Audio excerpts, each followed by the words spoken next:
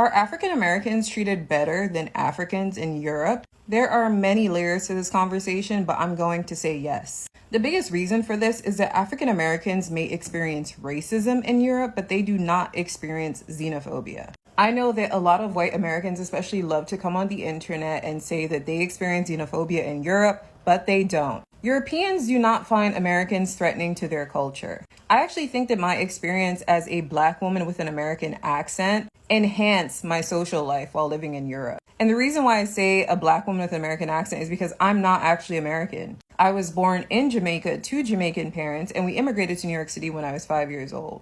But each time I was in a social situation in Europe and people heard my American accent, it was always met with, "Oh my God, that's so cool. Where are you from?"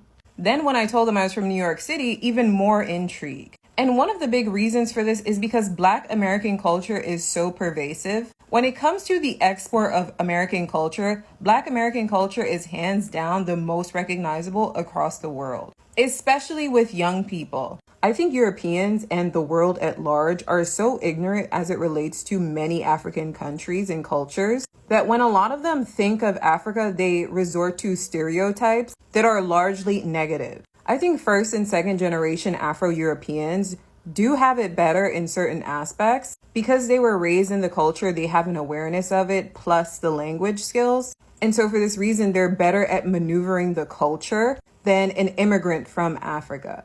But even as an immigrant from the United States who didn't speak the language initially, I still think I was afforded humanity and good qualities immediately. I don't think it was something that I had to work for, which I do believe that African immigrants have to prove their humanity to a certain extent. And so because of this, I had no issues making friends in Europe. I've talked about this multiple times, whether I was traveling or the 3 countries that I lived in. I had friends who were locals and also fellow immigrants. It was really easy for me to make friends there. But this is not the experience for a lot of African people.